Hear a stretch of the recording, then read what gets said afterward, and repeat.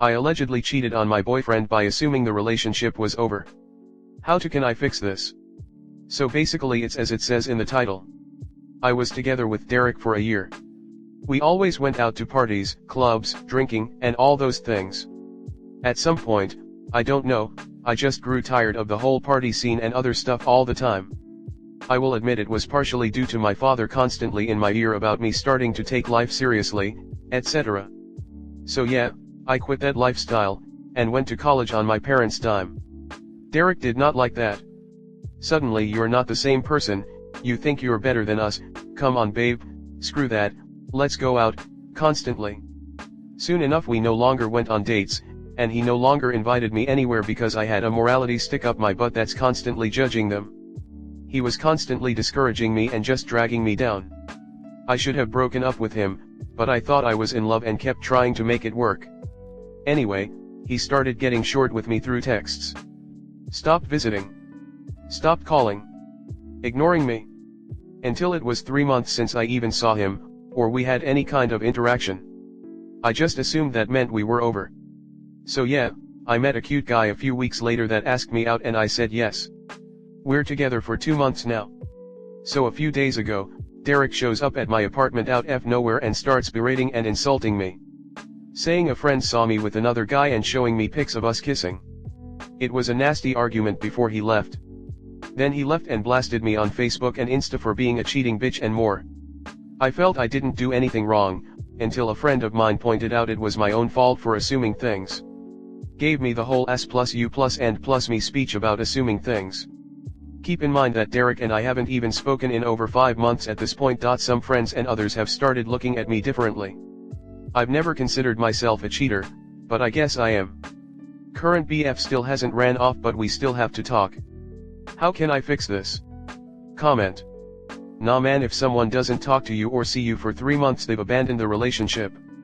You could have cut the cord officially, but what would that have even done? Just given him another opportunity to berate you. Not worth it?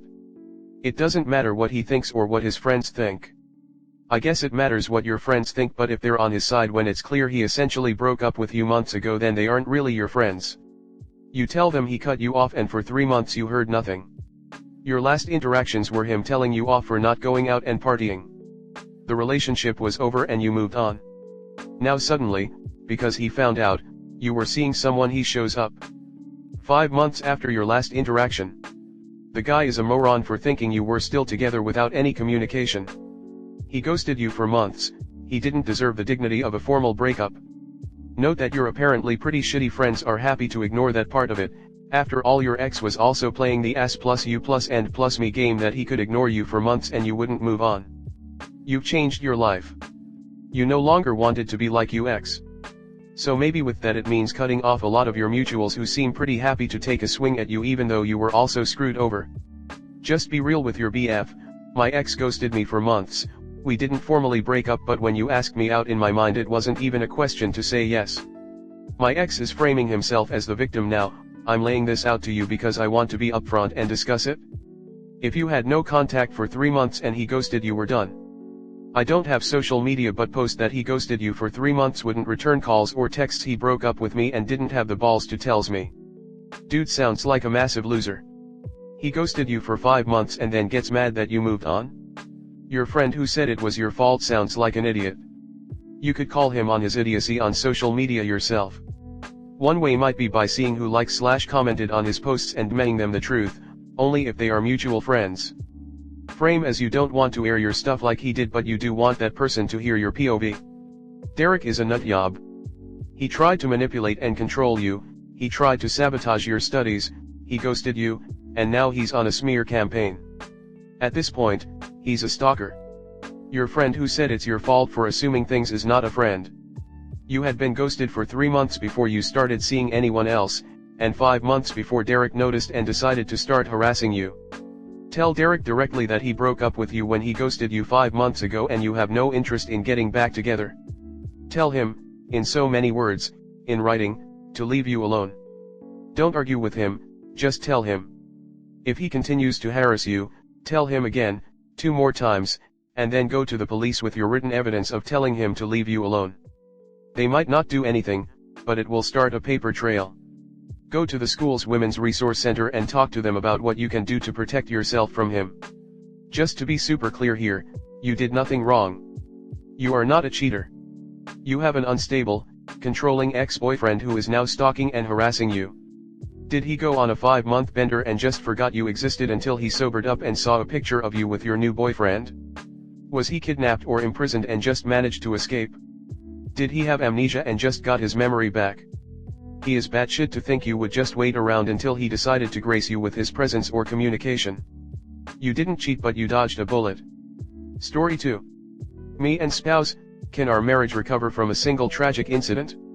Me and my spouse, after 12 years of marriage and weathering psychological damage from home renovations after 2 tornadoes, several spine surgeries, hers, ADHD/OCD diagnosis, hers, and my diagnosed chronic anxiety, we got into a fight and I verbally attacked her below the belt. The core issue is not relevant IMHO, and she threatened to hit me with an iron skillet. She threw household things at me as well. The police were called because I was not only afraid I might get hit, but because if I retaliated/defended myself, I might hurt her irreparably.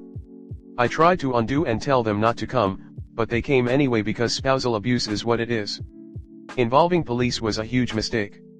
She spent a night in jail and says the police and guards abused her to the point where she now has permanent injuries. She tried to explain to them her extensive spine issues, yet they pushed her around. She fell to her knees at one point, and additionally, damaged her wrists. She has soft tissue damage and pics of extensive bruising. She believes these injuries, on top of her existing surgeries, will forever prevent her from having a normal physical life without pain. She believes I was the cause of this event and says she must seek justice. She says she blames me for calling the police. I would never have actually hurt you, and there is reason to believe she will never actually forgive me. We are trapped together because of financial reasons, although we do still love each other. She is on long-term disability and needs to file paperwork to officially retire. I am the breadwinner. If I leave, she has nothing. I am seeing a therapist to deal with boundaries, anger, and vulnerability issues. She has been seeing a therapist as well. My question is, can a relationship survive this level of blame? Will I forever be responsible for her injuries at the hands of the police? She plans to move forward on a lawsuit against the police for brutality and is actively trying to get legal help to get any video of her arrest and time in the jail. I think suing the police is a fool's errand and will only lead to more stress and anxiety. Also, she is completely obsessed with getting justice for every wrong she perceives. Comment. She hit you and you're at fault for causing the police. She's a terrible person and you need to get out. She lacks any personal responsibility for her actions. You definitely should not be around each other, but I find it telling you don't admit how far below the belt you hit. You fought dirty, she got violent, you both were in the wrong. Do better by each other, get some space.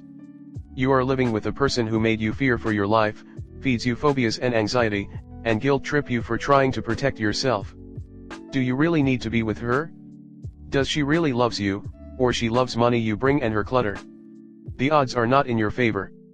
Many people with ADHD show a high sensitivity to justice. So she will have an intense drive to restore what she perceives as justice, to the point that she's willing to even hurt herself in the long run. So it doesn't bode well for your relationship now. No offense, but is your anxiety caused by being in this marriage? Is she always the victim? I ask because I know people like that can be mentally exhausting. Maybe I'm reading too much into your post, but I wonder if there was ever a point your relationship was healthy. I'm glad you are both in therapy, and I would stick with that a bit longer before making a decision. I am sorry you are in this situation. If you are genuinely unhappy, and you discuss with your therapist and find the marriage is part of the problem, do not feel guilty about leaving. Otherwise you will be sacrificing your whole life to her. I'm not a fan of divorce, but life is short and it sounds like she has issues she needs to fix on her own. I would gauge the decision on the amount of progress she is making with her own therapist. She used your hurtful words as an excuse for physical violence and is now blaming you for the consequences of her actions. The police were wrong, but you did not cause them to injure her. Your marriage is irreparably damaged, but it was damaged long before you called the police. What does your therapist say about this situation? Story 3. Broke things off with fiancé. Earlier this week, I got in an accident on a job site where I was tipped into a ditch. While it was small, and initially felt okay. After calling my fiancé for comfort on the phone, when I got home I felt sad and emotional.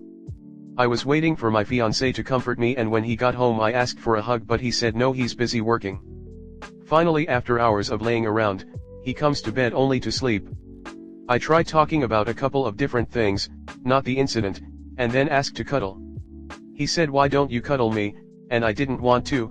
I wanted to be held by him. I walked out and left to the living room, and he came out and asked why I left the room and started giggling. I said, "I wanted to cuddle and you were just going to sleep." He then proceeded to play video games in the living room. I said, "Do you want to know why I am upset?" He said no, and started laughing again. I burst into tears and went back to the room. I came back out after I felt a little better and said, "You hurt me, and aren't there when I need you." He said, "You're being a baby and dramatic.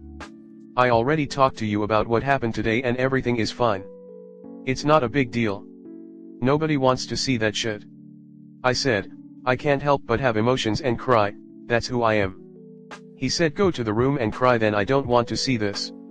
So I went to the room, locked the door and cried. I had a busy day the day after, and we didn't talk all day. When I came home around 10 p.m. from class, I tried speaking to him again and he said tomorrow morning. I said, "No, I need to talk to you now. We have a trip planned to see my brother and a whole group of friends will be there, etc., and I wanted to make sure he was still going."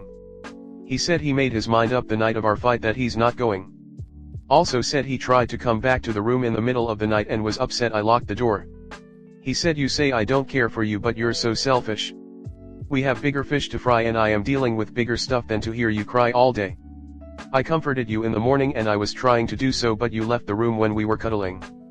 I said, "That's not my recount of things, you didn't, that why I walked out, and when I came back to talk to you, you said I am a crybaby, go cry in the room." So that's what I did and locked the door because I felt sad and didn't want him to see me cry, but then he's mad I locked the door, like WTF.